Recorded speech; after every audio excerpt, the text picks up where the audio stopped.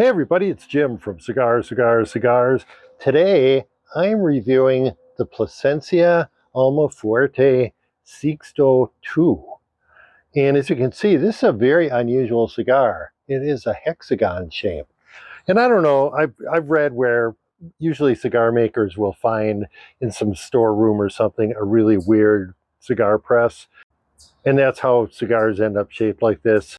I don't know the story about this cigar specifically, but that's usually what happens. This is, as you can guess, a box press. This doesn't happen naturally.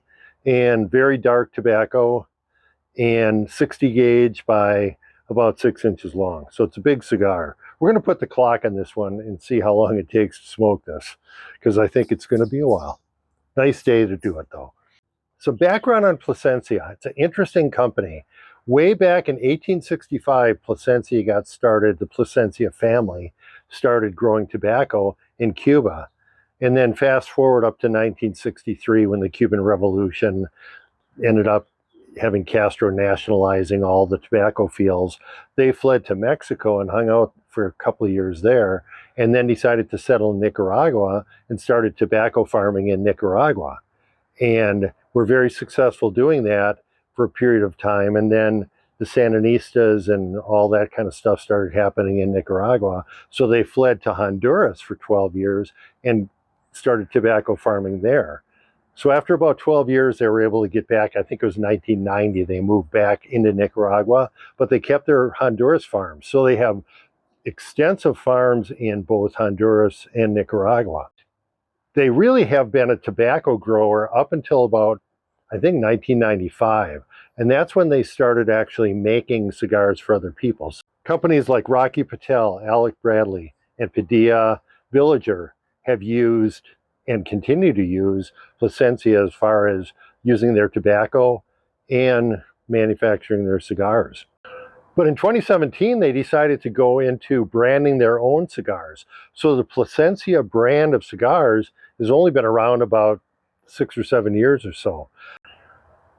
So today, as far as their operation, they still make cigars for 30 different brands of cigars, but also their own Plasencia cigars. And I can't wait to get this one cut, which is going to be a little bit of a challenge, and get her lit up and get back to you. A little bit of the specs on this cigar. As I mentioned, it's 6x60, and Plasencia is pretty closed-mouthed about what kinds of tobacco they use, but they do say it's a Criollo, if I'm pronouncing that right, wrapper, which is a dark Maduro type wrapper.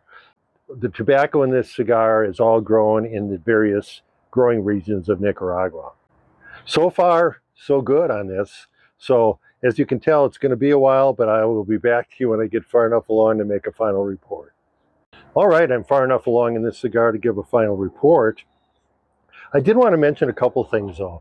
The first thing I noticed, and I have a picture of this, the band is actually put on before the cigar is put into the press. So it's box pressed right into the shape of the cigar. But you can imagine it'd be kind of hard to have a band fit on this without doing that. I'm about an hour into this right now and probably have about 15 minutes to go. The other thing I forgot to mention earlier, the tobacco for this cigar is aged 10 years.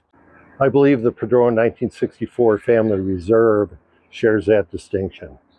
The other thing about Plasencia I found was interesting is Nestor Andres Plasencia is sort of the newer breed of the Plasencia family of tobacco growers, and he went to college and majored in agriculture and came back with a bunch of innovations that are quite impressive. Number one, Plasencia tobacco is the only tobacco that's certified organic in the cigar industry. So that's very impressive. He also reduced the amount of water needed to grow tobacco by 50%. Another impressive accomplishment. The Plasencias truly are, I think, the premier family in terms of growing tobacco. All right, but let's talk about the cigar. Man, I love this cigar. It smokes great. I don't really like 60 gauge cigars. I'm more 52 type gauge is where I like to be. But this smokes real easy. The draw is amazing on it. Construction has been absolutely perfect. The burn, everything has been perfect on this cigar. Body started out pretty medium to full, maybe about a 7 or 8. But as I got about halfway through it increased to about a 9. So about 9 out of 10 in terms of body. So a pretty bold cigar. In terms of flavor, it is, as the color sort of implies, a dark type flavor cigar. Chocolate, oak, has some molasses overtones to it. Very pleasant flavor, very good flavor. If you're looking for a sweeter cigar, though, this is not it. But I really like the flavor on it. So all in all, I'm going to give this a 9.5 out of 10. If you're looking for a special occasion cigar, and this one it's about a little over $200 for a box of 10 of these.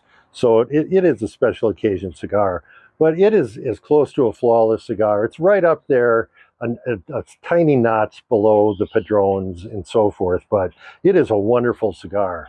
And if you get a chance to try it, I would definitely give it a try.